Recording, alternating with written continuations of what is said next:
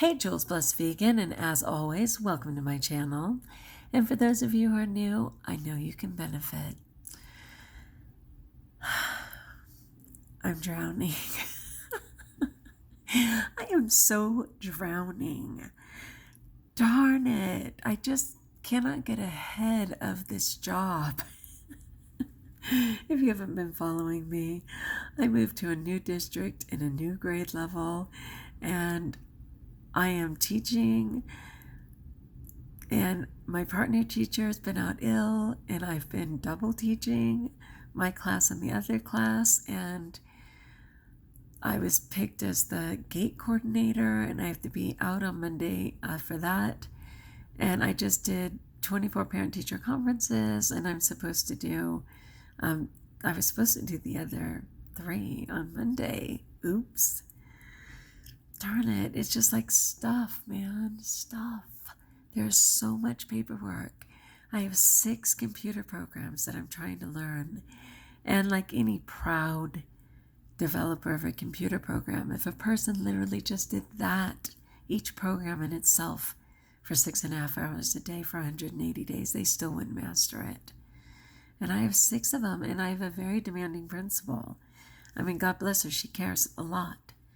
But I don't think she sees the reality. Like, she'll wonder why I haven't responded to an email or didn't finish something. And I'm like, you do know that I teach all day, right? That I'm kind of busy teaching. And it's weird. Like, she just expects every minute of spare time. Even though that is the case, I tend to use every minute of spare time. She actually expects it. I'm like, wait, what? So I'm trying not to freak out. It's Saturday night, and it is 20 to 12. And I have to get up at 4:30 in the morning because I promised my husband that I would help him on a run for his job.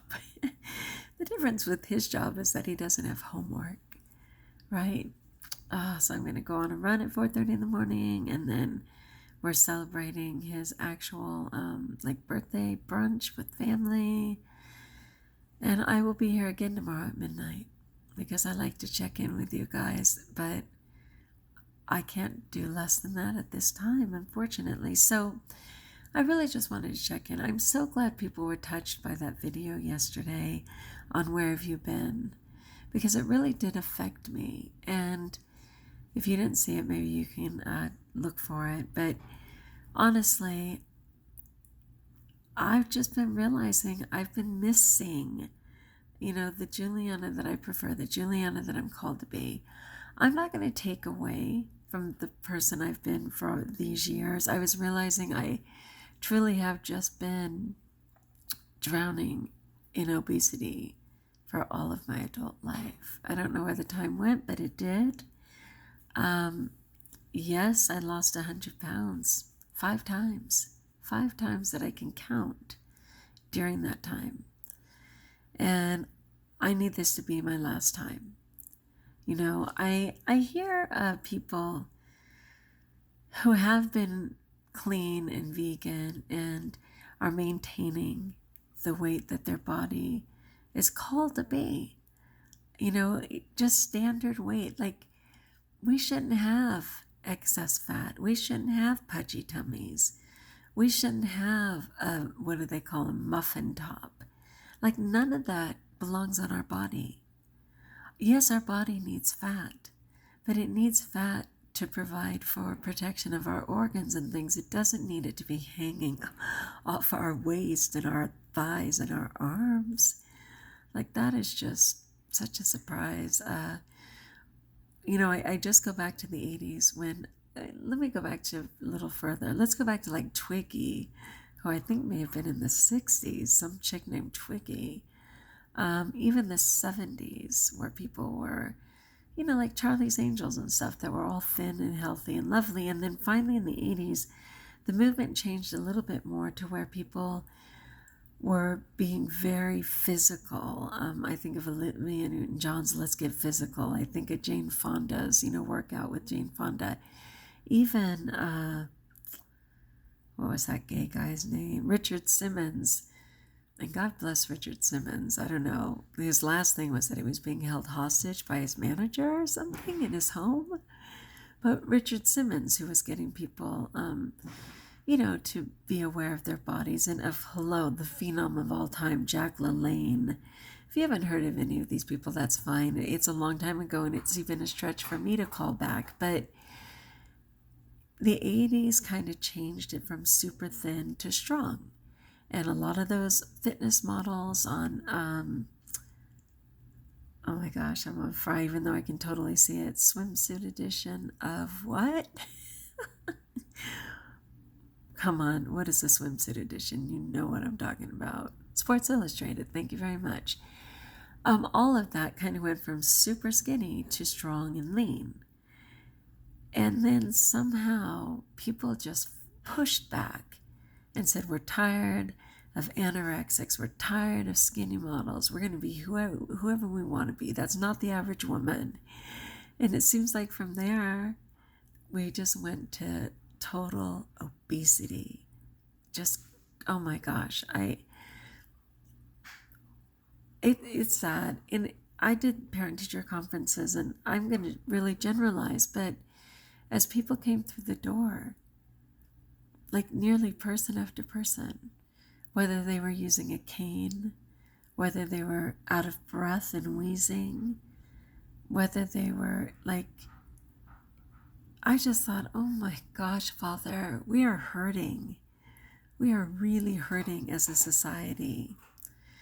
And so I just wanted to reaffirm that I really need to be well. I need to be able to just make food only for health and not for pleasure, even though it should be delicious. And my taste buds have changed, and I absolutely love fruit and vegetables. But I really just want to eat for wellness. I want my body to just be lean and strong and thin naturally. And with this job where I'm driving 100 miles a day and where I have such demand on me, I have to be well. Because my problem is when I'm not eating right, when I'm eating the standard American diet, I'm so obsessed and caught in that cycle of binging and pouting and hating myself and feeling sick to my stomach and dealing with acid reflux and being shame-based and wondering where the next disgusting treat, horrific food choice, whatever will come from. Like, I just get so incredibly obsessed and completely engulfed in that cyclical nightmare of illness that I can hardly think. I mean, even as it is now in my transition, it's hard for me sometimes to be present in conversations because I am thinking.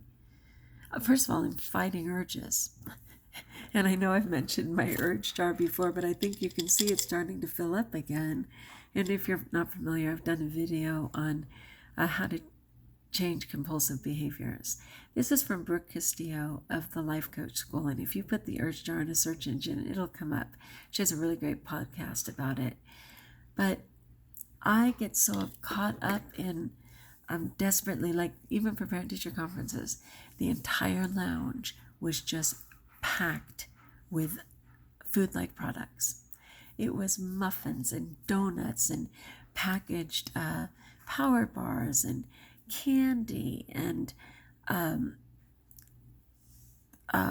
power drinks and sodas, and there were some little humble waters there, and I got mine. But it was just overflowing. I'm surprised I could even open the door. And so for the rest of the time, my head kept going to that. We could go there. Is there anything for us? You're sure you can't justify something? And like, as I'm doing conferences, right? And it's just so sad. I'm still transitioning. So I'm always teetering on we could easily go back. Like, seriously, when I'm tired, I'm like, fuck, screw it all. I'm done. I don't even care. I don't even care about this vegan stuff. Everybody else eats a different way. I could just eat a different way. So what? And do I really want to live? There's a lot of responsibility in living. I will inevitably be caring for those who didn't care for themselves. Do I want that? I could just check out with everybody else. What's the deal?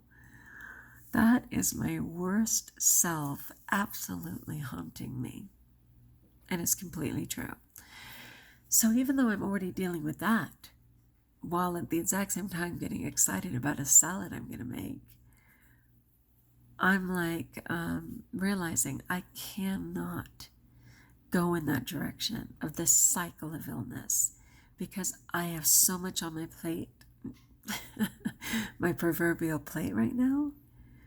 I've got to care for my family and myself and my schooling and my teaching and my driving and my animals. We've had some horses that have been hurting from everything. I cannot go back to that. Cannot. All right, that's my affirmation. I gotta go. It's almost midnight and the alarms are gonna go way too soon, but I will find you again tomorrow. Why do you need to choose wellness? That's what I want you to share in the comments below. Why? Everyone can go back. People are way more comfortable. They're not gonna haunt you if you choose to slip. Every time I slip, people just go, right on. You deserve that. You've been so good, you should have that. Well, that's okay. I mean, compared to everybody else. People are just so comfortable with making everybody else stay in their crud. Because it is true. The light can hurt your eyes when you don't expect it. And I am running around shining. All right. Take a moment and let me know. How may I pray for you? How can I support you? Why are you even bothering to seek a better way to live? I'd love to know that in the comments below. Like if you like, join us if you haven't. And as always, trust that you're blessed.